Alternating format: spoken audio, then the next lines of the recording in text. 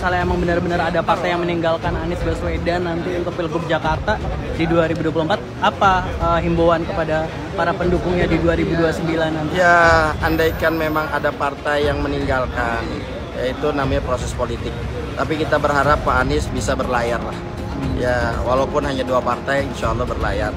Ya, kita kalau memang mereka sudah tidak mau meninggalkan Pak Anies, ya kita tinggalkan partai itu. Begitu saja. Jadi imbal baliknya sekarang begini, hampir semua partai diborong, kan begitu. Nah ini kalau tidak ada yang istiqomah untuk menjadi oposisi, ya mau jadi apa negara ini? Ya berdemokrasilah yang baik gitu. Kalau selalu dengan tekanan intimidasi, kita lihat kemarin partai besar juga sudah hampir ditebang gitu kan begitu. Jadi luar biasa. Kalau ada yang meninggalkan Pak Anies partai tersebut, ya kita juga meninggalkan partai itu. Untuk apa? Kita ingin, sekali lagi, kenapa kita begitu kencang? Karena kita ingin adanya perbaikan di Jakarta. Ya, bukan Pak Anies butuh kita yang butuh Pak Anies. Untuk apa? Untuk memperbaiki keadaan yang ada. Kan tadi sudah kita jelaskan bagaimana KJP dipotong, bagaimana kartu lansia dipotong, bagaimana UKT mahasiswa ini dipotong dan lain sebagainya. Belum lagi pajak yang memang dibebaskan oleh Pak Anies sekarang diterbitkan lagi. Ini yang dibutuhkan oleh masyarakat kecil. Ya kalau orang kaya bodo amat lah, bahasa kasar begitu. Tapi ini rakyat Jakarta masih banyak yang kekurangan. Bahwa Bapak Prabowo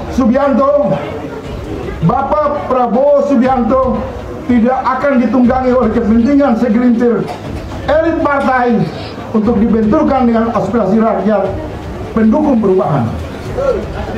Karena menjegal Anies dalam kalkulasi politik kami sama dengan membenturkan Prabowo dengan 50 juta pendukung perubahan.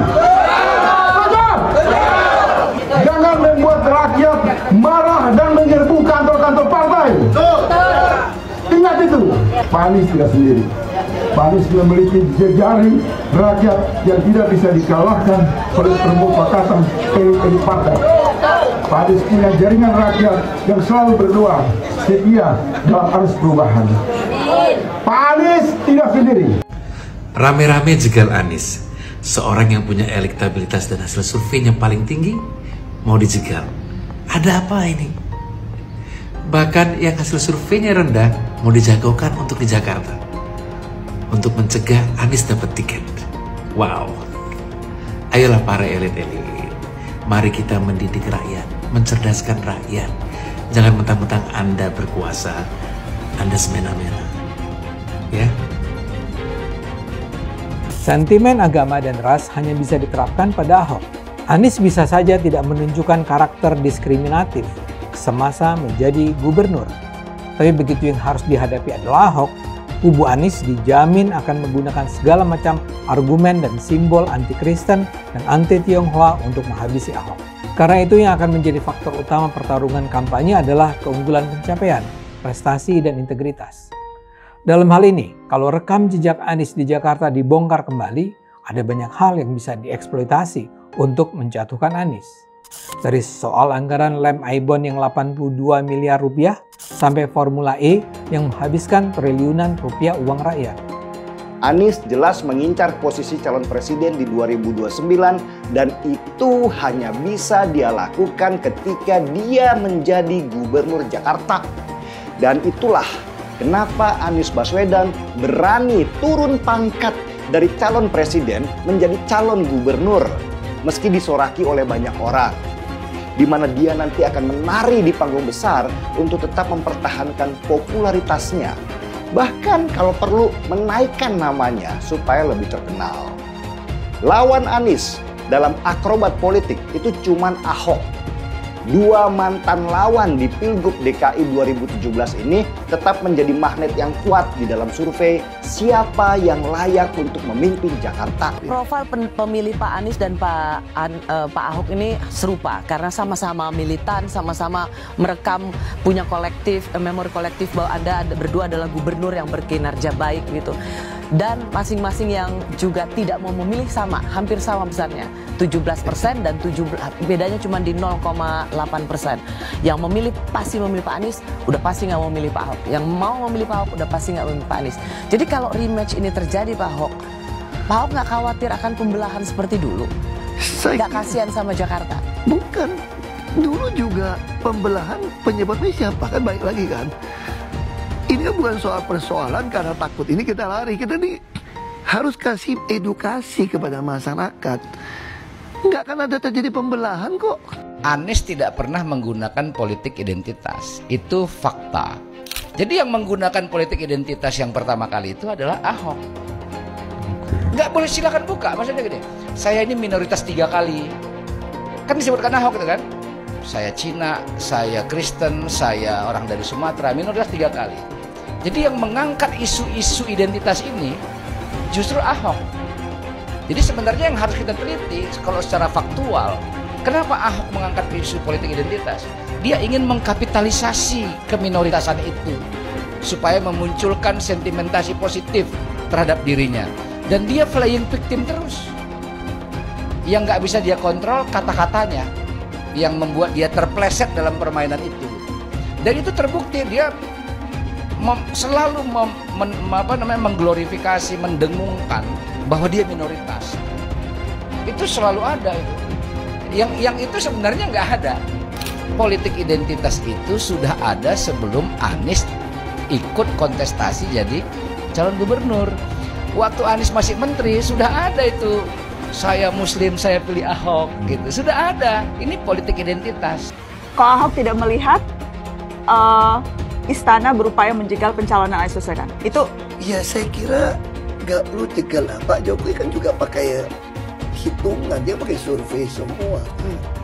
Kalau poin keduanya, berupaya menaikkan Kaisang Pangarep? Saya kira kalau survei di Kaisang lebih bagus di Jawa Tengah, isu terbaru dia kan taruh di Jawa Tengah. Orang politik kan ngitung ya mereka ya. Kan Pak Jokowi kan ngitung survei gitu. Saya kira. Jadi wajar kalau bukan kemudian. Bukan wajar, saya kira belum tentu tuduhan seperti itulah gitu loh. Kenapa? Karena pilkada ini langsung dan serentak. Ya. Tidak mudah lagi mengirim orang kayak zaman saya tuh ada tamasya ini datang dari luar. Beda.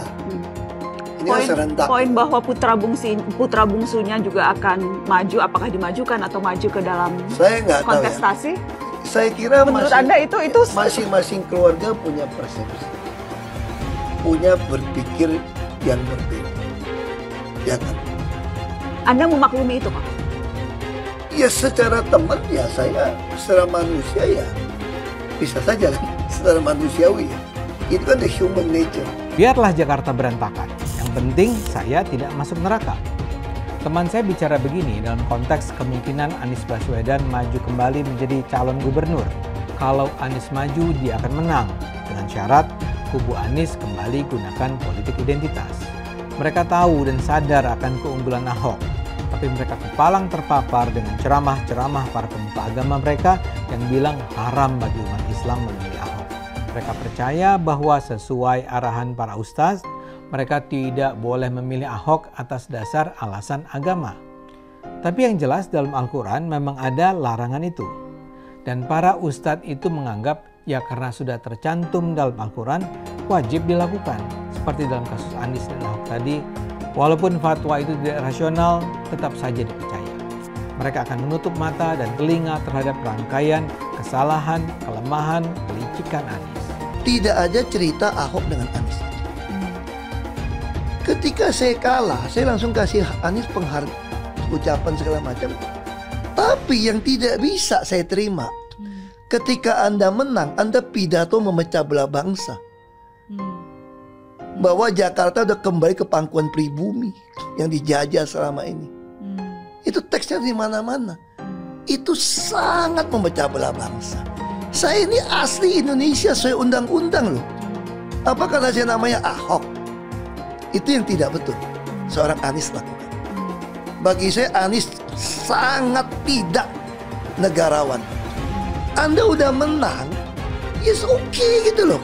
Saya juga tidak bawa ke MA, nggak bawa ke MK. Waktu Anda ulang tahun DKI saya juga datang. Tapi kenapa Anda mesti pidato seperti itu? Itu Muhaimin Iskandar pasti akan menjadi tersangka. Apakah kasus korupsinya ada indikasinya kuat? Laporan BPK. Laporan BPK itu menyimpulkan Formula E tidak boleh dibiayai oleh APBN maupun APBD. Firm itu ya? Firm, karena menurut undang-undang yang boleh dibiayai oleh APBN, APBD itu undang-undang olahraga tertentu yang disukai rakyat secara masif. Nah, lalu disebut yang masif itu apa? Sepak bola, voli, bulu tangkis, sirkuit itu tidak ada. Nah, lalu BPK minta ini supaya didalami, ada indikasi tidak benar. Nah, setiap ini mau didalami, ribut, katanya mau menjegal Anies gitu. Sehingga sekarang ya kalau pertimbangan politisnya begitu, saya bilang silakan aja KPK. Tapi kalau Anda tanya ke saya, bukan bahkan saya ya, KPK itu bukan. Kalau Anda tanya ke saya, Anda pedulikan itu tegakkan. Yang tersangka setelah Pilpres ini namanya Anies Baswedan. Ketika ada pelanggaran etika dan Bapak tetap jalan terus dengan cawapres yang melanggar etika, artinya ada kompromi atas standar etika. Standar etika ini fakta. Ini fakta. Dan kemudian dalam pidato Bapak mengolok-olok tentang pentingnya etika. Saya tidak tega untuk mengulanginya. Pertanyaannya, apa penjelasan Pak Prabowo soal itu semua? Saya menilai, maaf ya, karena Anda desak saya terus saja saya menilai Anda tidak pantas bicara soal etik. Itu saja. Saya merasa bahwa Anda itu posturing ya, Anda tuh menyesatkan. Itu aja ya. Saya boleh berpendapat kan? Saya menilai Anda tidak berhak bicara soal etik karena Anda memberi contoh yang tidak baik soal etik. Terima kasih. Pak Prabowo, itu sebelumnya Pak Prabowo sudah menyumbangkan 400 miliar untuk pencalonan Pak Anies sebagai gubernur. Nah itu kalau kita bicara etik di mananya? Dan kalau Mbak bilang Pak Prabowo hanya mengejar kekuasaan, saya tanya, sekarang Pak Anies memangnya maju jadi capres itu mengejar apa? Saya tanya, apakah nggak mengejar kekuasaan sebagai calon presiden? Mas Anies. Mas Anies, masa sih angin kok sampai nggak punya KTP lo ya? Angin keluar, angin masuk, angin keluar, masuk angin dodo ya, angin puting beliung, wes angin-anginan itu kok semua bisanya nggak punya KTP itu lo ya? Angin dari Jakarta ke Lampung ke Sumatera ke Jawa itu ya, kok bisanya liar begitu? Sama seperti air hujan ya, air hujan itu yang banjir itu bukan banjir ya, itu air parkir ya, air yang parkir Mas Anies. Mau punya pemimpin yang seperti itu ya, mau punya pemimpin yang seperti itu, dikiranya rakyat ini bodoh semua kali ya. Air hujan jatuh ke bumi, nggak boleh masuk gorong-gorong. Yang banjir itu bukan banjir, itu parkir, Mas Anies. Mas Anies pernah jadi gubernur 5 tahun di DKI. DKI menerima indeks polusi tertinggi di dunia. Bagaimana dengan anggaran 80T, Pak Anies sebagai gubernur tidak dapat berbuat sesuatu yang berarti untuk mengurangi polusi. Terima kasih.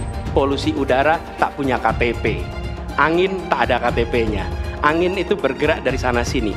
Ketika polutan yang muncul dari pembangkit listrik tenaga uap mengalir ke Jakarta, maka Jakarta punya indikator, karena itu Jakarta mengatakan ada polusi udara. Ya susah kalau kita menyalahkan angin dari mana saja ya. Kalau kita dengan gampang menyalahkan angin, hujan dan sebagainya, ya mungkin tidak perlu ada pemerintahan kalau begitu ya. Apa yang bisa diharapkan dari Anies? Nggak ada. Jakarta amburadul, mimpin Jakarta aja amburadul, apalagi mimpin Indonesia. Anies itu perbual. Kayak mana apa karena perbual itu? Pembohong. Pembohong itu Anies itu. Gak usah dengar itu. Nggak layak jadi pemimpin. Apalagi jadi presiden. Di Jakarta aja kamu tengok itu amburadul. Di Jakarta tingkat kemiskinan tinggi. Pembangunan apa yang bisa dibangun Jakarta? Satu puskesmas pun bangunnya nggak ada. Masjid aja nggak ada dibangun. Mau ibadah. Di mana-mana kelebihan bayar. Apa yang bisa dibangun Anies? Satu aja nggak ada. Satu saja tunjukkan apa yang bikin Anies dibangun di Jakarta. Anies, siapa belakangnya? Oligarki, satu. HTI, FPI. Masa Indonesia bukan cari orang Yaman. Indonesia cari nyaman. Lawang jadi gubernur aja 5 tahun kamu nggak ngerti masalah Jakarta. Apa yang kamu lakukan dengan Jakarta? Nggak ada, Nis, nggak ada. Masalah Jakarta segitu banyak, tak satu pun yang selesai. Yang ada malah kerusakan bertambah. Saya mensyukuri kenapa kalah, kenapa ditahan. Saya bersyukur atas itu semua. Saya coba bayangkan ya, kalau seandainya waktu itu kita menang, gitu ya, hari ini belum tentu kita bisa nikmati seperti ini. Kita bersyukur 5 tahun Tuhan izinkan kasih ke orang yang pintar ngomong untuk kerja. Coba kalau kita bayangkan gitu ya, kalau kemarin saya masih jadi gubernur, ini saya udah turun ini. Tapi yang pintar ngomong itu dikira orang hebat kan? Ini lebih berbahaya tahun 2024, langsung ketahuan karakternya. Langsung ketahuan itu. Di saya juga ada kutipan Pak di kamar saya Pak. Tulisannya, Jakarta telah mengambil keputusan yang fatal. Jangan sampai bapak politik identitas justru menang dengan cara menipu umat Kristen. Jadi kalau sekarang umat Kristen mendukung Anies, mereka akan membayar mahal kerelaannya untuk menukar iman hanya untuk kepentingan sesaat. Kita tahu Anies lahir dari apa? Politik identitas. Yang dia dulu melabeli kafir semuanya kepada yang non-muslim. Saya mintalah kepada muslim yang waras dan kepada kelompok minoritas. Janganlah Anda memilih pemimpin yang berkarakter seperti Anies. Gen Z juga tahu kalau Anies adalah sosok yang didukung kelompok intoleran yang membuat Pilgub DKI 2017 menjadi sangat kotor. Politik identitas yang mengarah ke perpecahan seperti yang dikeluarkan pendukungnya Anies, yaitu Kadrun bin Kamprad. Kafir lah, laknat lah, PKI lah, ya cuman itu doang kemampuannya. Itulah pendukung Anies. Jangan pernah takut melawan Kadrun yang cuma pengen Indonesia hancur. Bapak politik identitas Indonesia Anies Baswedan, Bapak intoleransi Indonesia Anies Baswedan. Jangan lupakan, jangan terlena, jangan sampai dia pecahkan kita dengan dagangan ayat dan mayatnya. Air itu turun dari langit, turunnya ke atap rumah langsung sumur bor, bukan ke sungai dan ke laut. PKI yang kita harapkan, Anies Baswedan yang begitu jelas Islamnya, 4 tahun 8 bulan jadi gubernur. Mana peraturan bergub saja yang melarang miras? Mana perda Islam apalagi yang akhirnya tidak berani juga menegakkan hukum. Banjir tetap banjir, macet tetap macet, kriminalitas Jakarta. Anda tahu 2 menit sekali terjadi pencurian. Sekarang orang sedang euforia, dia mau dicapreskan. Bagaimana umat terjebak lagi, bodoh lagi, masuk lagi. Kalau misalnya memang Anies itu mau maju dan dia tekad mau menegakkan hukum Islam dan menyatakan perlawanan, saya peduli. Tapi dia tidak lakukan itu. Dulu janjinya apa ya? Dan ini aneh, betul-betul aneh. Ini bukan kampanye, tapi saya sampaikan sini. Di satu sisi menyiapkan jalur-jalur air untuk dikirim ke laut, di sisi lain di lautnya dipasang dengan pulau reklamasi. Tinggal tunggu waktu jadi rob, air balik. Dan ini melawan sunatullah. Kenapa? Air itu turun dari langit ke bumi, bukan ke laut. Harusnya dimasukkan ke dalam bumi, masukkan tanah. Di seluruh dunia air jatuh itu dimasukkan ke tanah, bukan dialirkan pakai gorong-gorong raksasa ke laut. Jakarta telah mengambil keputusan yang fatal. Bukan banjir, itu memang parkir air. Bukan banjir, itu memang parkir air. Masyarakat berkeliling dengan membawa toa untuk memberitahu semuanya, termasuk sirine. DKI Bond 82 miliar. Apa alat transportasi yang dimiliki oleh hampir setiap orang? Alat transportasi yang dimiliki semua orang adalah kaki. Kalau seandainya orang Jakarta percaya Pak Anies jadi gubernur pun, saya berani jamin kok dia akan lakukan normalisasi yang sama seperti saya lakukan kok. Gak usah bohong lah. Jadi ketika air sampai di muara, maka siap untuk dipompa ke laut. Pancasila Soekarno, ketuhanan ada di pantai. Anak Tuhan dari mana? Kalau Yesus anak Tuhan, bidangnya siapa?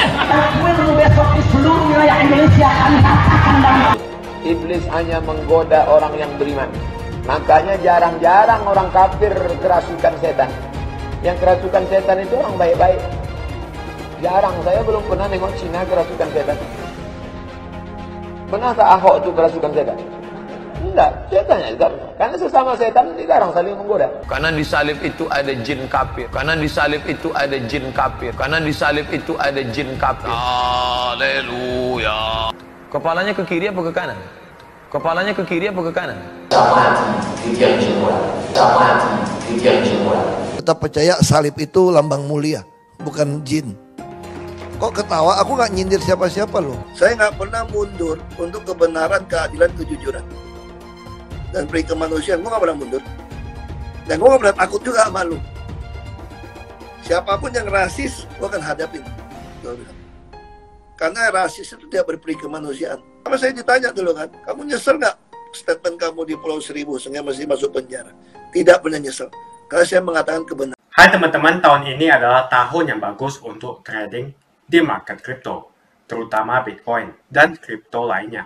Teman-teman bisa gunakan kesempatan ini untuk mencari cuan dengan trading di market crypto. Untuk trading, teman-teman cukup registrasi dengan menggunakan link di kolom deskripsi, lalu deposit, tentukan apa yang ingin kalian tradingkan, lalu tekan tombol buy. Sesimpel itu. Untuk minimal deposit, cuma Rp400.000 saja. Kita tidak dikenakan fee sama sekali. Saat ini lagi ada promo spesial. Welcome bonus buat kamu yang register dan deposit. Teman-teman akan dapatkan 100% dari jumlah deposit pertama. Contohnya teman-teman deposit 1 juta, maka akan menjadi 2 juta. Karena welcome bonus 100% dari jumlah depositnya. Jika ada pertanyaan, teman-teman bisa hubungi WhatsApp di kolom deskripsi. Saya juga mau mengajak teman-teman untuk bergabung di komunitas trading yang ada di kolom deskripsi. Di sana saya akan memberikan sinyal trading yang bisa teman-teman ikuti. Seperti biasa, kalau kamu suka dengan video ini, jangan lupa komen, klik like, dan subscribe. Hai semua, dengan saya Jonas Leong. Terima kasih banyak buat kalian penonton setia yang selalu menonton di channel ini. Saya secara personal sangat menghargai waktu kalian. Dan saya sudah menganggap kalian sebagai family karena kalian selalu support di channel ini. Bagi kalian yang selalu menuliskan opini kalian di kolom komen, saya baca komen kalian satu persatu. Saya baca komen kalian untuk mengetahui opini kalian, tanggapan kalian, dan masukan kalian sangat berguna untuk video selanjutnya. Terima kasih banyak buat kalian yang selalu menekan tombol like di awal video. Video seperti ini membutuhkan waktu dan juga research. Dan ini semua gratis untuk kalian. Jadi pastikan kalian menekan tombol like-nya, supaya saya mengetahui kalian menyukai konten yang saya bagikan. Lagi rame nih pembahasan soal Anies diisukan bakal masuk jadi kader PDIP. Bahkan ada kemungkinan PDIP akan mengusung Anies di Pilkada Jakarta. Nah, isu ini jadi trending topik dan jadi pembahasan di kalangan politikus, pengamat politik, dan juga rakyat awam. Kenapa nih? Ada apa? Begini kira-kira pertanyaan dari orang awam dan pertanyaan dari kalangan orang yang menyebut dirinya sebagai loyalis Jokowi. Di Pilkada 2017, PDIP dan Anies itu jadi rival, gak mungkin bersatu. Tapi kok di Pilkada 2024 malah berbeda. Di Pilkada 2024 malah ada kemungkinan PDIP akan mengusung Anies di Pilkada Jakarta. Selama ini yang kita tahu PDIP dan Anies itu jadi rival besar sejak tahun 2017 di Pilkada Jakarta kemarin. PDIP dan Anies itu ibarat air dan api yang gak mungkin bersatu. Kayak ibarat juga air dan minyak yang gak mungkin disatukan gitu loh. Nah, dari isu yang beredar ini nih, banyak penilaian-penilaian atau giringan-giringan opini yang berasal dari loyalis Jokowi. Mulai dari membuat giringan opini bahwa PDIP kehabisan nama figur lah, PDIP nggak punya kader berkualitas lah, hingga akhirnya PDIP nggak punya pilihan lain selain mengusung Anies Baswedan di Pilkada Jakarta 2024. Jadi kita harus mengakui bahwa apa yang dilakukan oleh PDIP mengusung Anies ini juga sebagai bagian dari manuver politik. Seperti apa yang dilakukan oleh loyalis Jokowi ketika Februari kemarin mendukung rival Jokowi di 2 kali pemilu, yaitu Prabowo.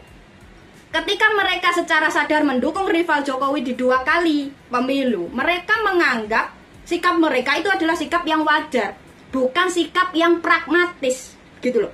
Berarti kalau sekarang PDIP mendukung rivalnya sendiri di Pilkada 2017 kemarin, itu juga bagian dari manuver politik dong. Berarti itu juga sikap yang wajar kan?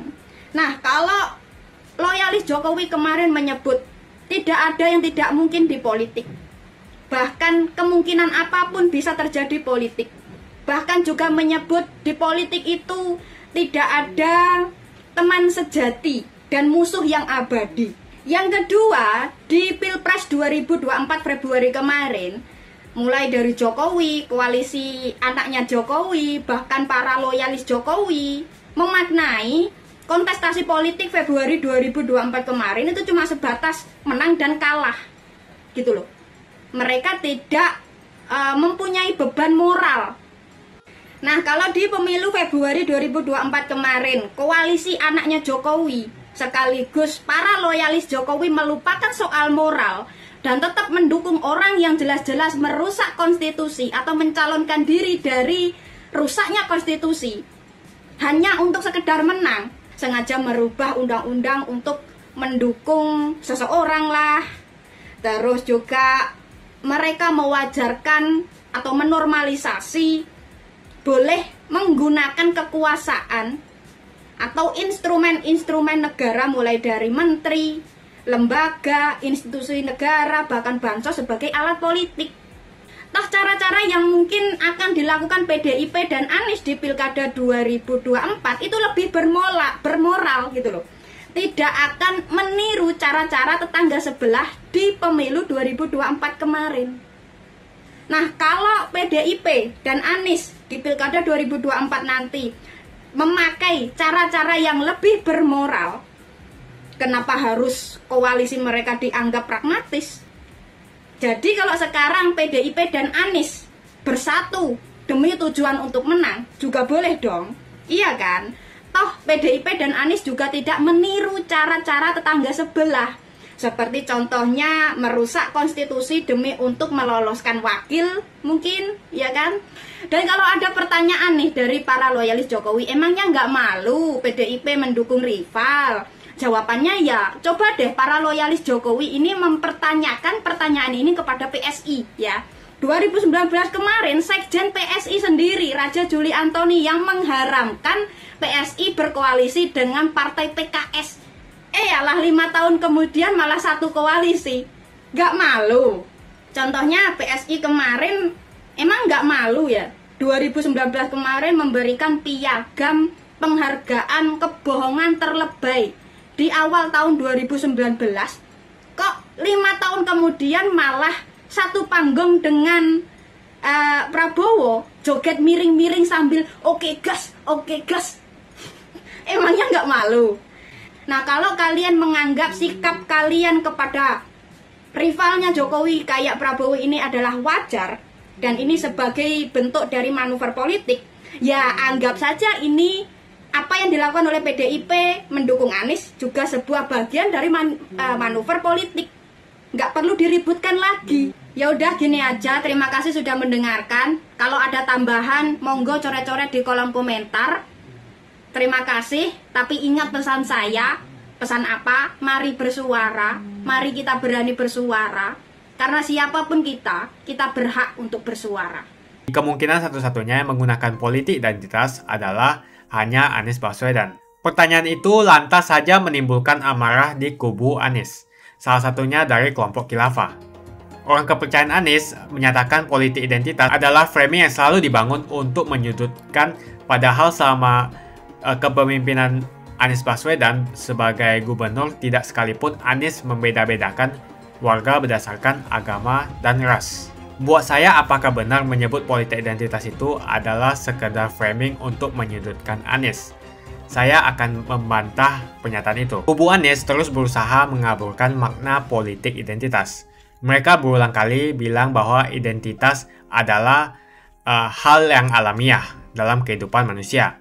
Jadi apa salahnya dengan menonjolkan identitas keislaman seorang calon presiden? Tapi saya yakin Anies tahu yang dimaksud dengan politik identitas adalah politik yang menggunakan agama sebagai alasan mengapa seorang kandidat harus dipilih atau mengapa seorang kandidat jangan dipilih. Politik identitas ini sangat berbahaya. Politik identitas membuat masyarakat menjadi tidak rasional dalam berpolitik. Yang menjadi faktor utama dalam politik identitas adalah agama.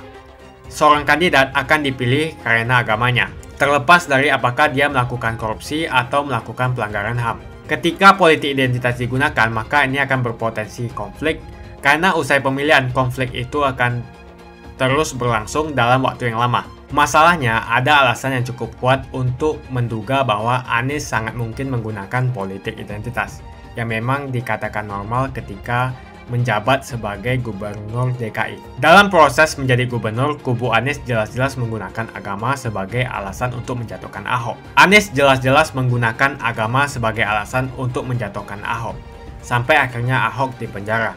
Jadi ada track record sebelumnya bahwa Anies bisa menggunakan politik identitas untuk mencapai tujuannya. Anies sangat mungkin menggunakan politik identitas karena ini memang keunggulan komparatif dari Anies.